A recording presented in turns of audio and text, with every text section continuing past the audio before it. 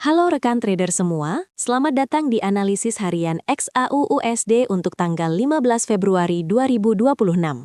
Fokus utama kita hari ini tertuju pada rilis notulensi rapat FOMC yang memberikan sinyal hawkish mengenai potensi kenaikan suku bunga lebih lanjut. Tekanan inflasi yang masih membandel di Amerika Serikat membuat pasar bersiap menghadapi kebijakan moneter yang lebih ketat yang secara langsung memberikan volatilitas tinggi pada pergerakan harga emas hari ini. Sebelum kita masuk ke pembahasan teknis, perlu diingat bahwa seluruh konten dalam video ini bersifat edukasi dan berbagi pandangan market saja. Trading aset seperti emas memiliki risiko yang tinggi. Jadi, pastikan kalian selalu melakukan riset mandiri dan memahami risiko tersebut sebelum masuk ke market. Melihat kalender ekonomi hari ini, perhatian pasar global terbagi antara data pertumbuhan ekonomi Jepang di pagi hari dan antisipasi rilis data inflasi serta GDP Amerika Serikat dalam beberapa hari ke depan. Namun, narasi utama tetap dipegang oleh notulensi rapat Bank Sentral Amerika yang menunjukkan ketegangan di antara para pembuat kebijakan mengenai kapan waktu yang tepat untuk menaikkan suku bunga. Data seperti ini biasanya membuat XAU-USD bergerak sangat agresif karena sensitivitasnya terhadap outlook suku bunga. Narasi makro pertama datang dari Federal Reserve yang secara mengejutkan memberikan sinyal bahwa kenaikan suku bunga masih ada di dalam meja diskusi guna melawan inflasi yang persisten.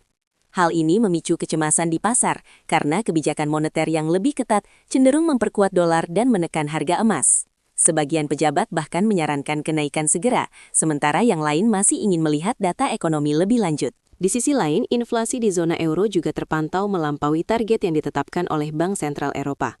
Kenaikan harga energi dan gangguan rantai pasok menjadi pemicu utama yang memaksa ECB untuk mempertimbangkan penyesuaian kebijakan.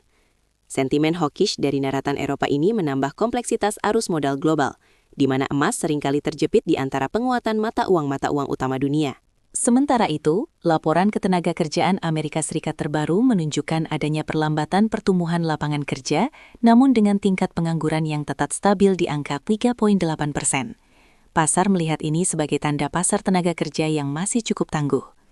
Kondisi ini memberikan ruang bagi bank sentral untuk tetap mempertahankan suku bunga tinggi dalam jangka waktu yang lebih lama, yang secara historis menjadi beban bagi aset tanpa imbal hasil seperti emas. Pergerakan indeks dolar atau DXY saat ini terpantau sedang berkonsolidasi di area 96,9 setelah sempat mengalami tekanan. Secara visual, kita melihat pola candlestick yang menunjukkan adanya perlawanan dari pembeli di level bawah.